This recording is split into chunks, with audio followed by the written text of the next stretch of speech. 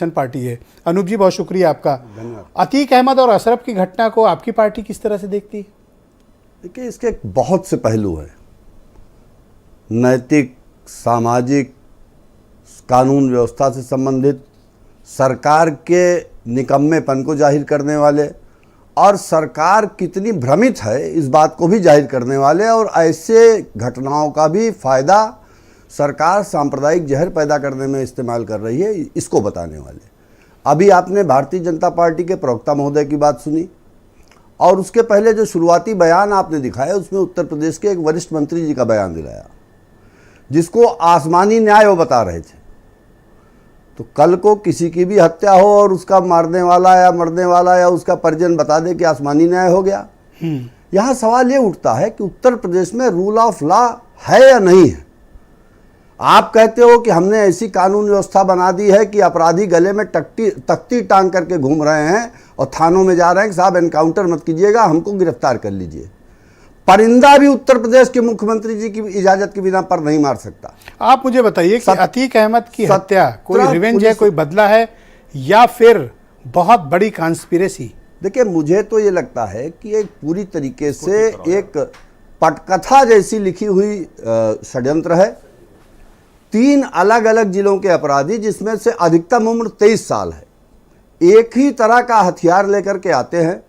जिस अतीक अहमद को साबरमती से लाने में 45 पुलिस वाले लगाए गए, दर्जनों वाहन लगाए गए, 17 पुलिस वाले उसको लेकर के जाते हैं, और जब गोलियां चलती हैं तो वो आपने भी देखा होगा कि सारे पुलिस वाले जैसे लगता है कि वो वाकओवर दे रहे हैं, पीछे हो जा रहे हैं। अब गोलियों के बीच कौन जाएगा, कौन अपनी जान जोखिम नहीं जाएगा, बिल्कुल हम कह रहे हैं। वो तो ये तो सरकार, जाबाज सरकार है, इसको बताना चाहिए कि गोली के सामने जाना चाहिए या पलट के गोली चलानी चाहिए या नहीं चलानी चाहिए। आप कॉन्स्पिरेसी मानते हैं?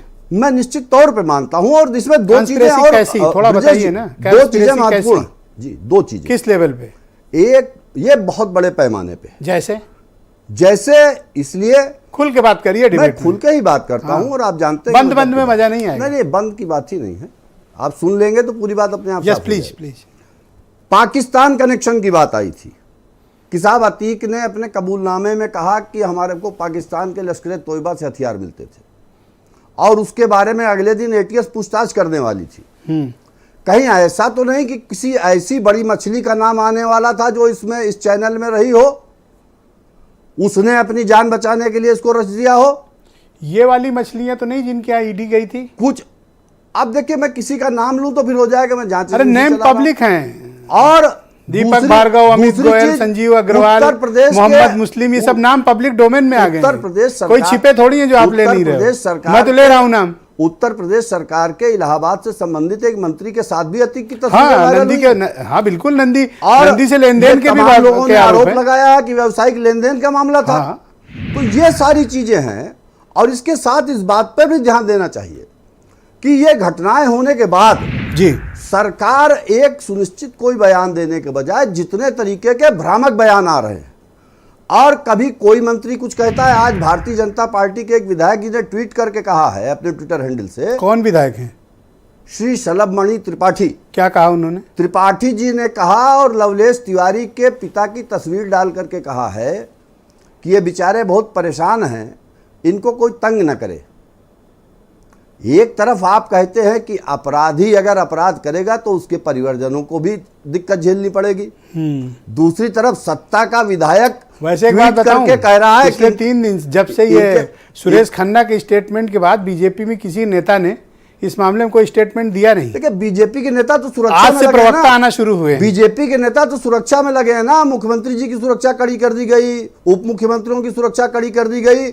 और एक चीज और ब्रजेश भाई बता दूं, अभी तो मीडिया पर भी गाज गिरने वाली है। अभी मैंने कहीं पढ़ा कि मीडिया को नियंत्रित करने के लिए भी कुछ, सर हम लोग तो हमेशा अंडर थ्रेट रहते हैं। नहीं, कोई ऐसा फील्ड का जर्नलिस्ट नहीं है। अभी मैंने देखा कि सबको रहती है सर, हमने प्रोफेशन ही वही चुना है। केंद्र सरकार से कोई गाइडलाइन जारी हुई है कि मीडिया कर्मियों को देखा जाए कि कैसे इसमें कौन से लोग देख लो सर, वो भी देख लो। तो ये भी आने वाले समय में भारत के लोकतंत्र के लिए उत्तर प्रदेश के जरिए एक बड़ा संकेत जा रहा है। सर 2 टॉप के एक्सपर्ट भी बुलाए हैं, उनसे भी बात करेंगे। और उसके पहले आप बस एक आप अपनी कंप्लीट करो प्लीज। अंतिम बात में कह दूं कि देश में क्या कानून का राज चलेगा या बंदूक के न्याय की व्यवस्था लागू होगी। और मेरा यह मानना है कि उत्तर प्रदेश के मुख्यमंत्री जी ने बराबर जो भड़काऊ बयान दिए हैं उससे बहुत से ऐसे युवा अपराध की तरफ प्रेरित होकर के बंदूक उठा रहे हैं। और इसका कौन सा वाला बयान जो विधानसभा आज जालौन जिले में एक लड़की की 2 मोटरसाइकिल सवारों ने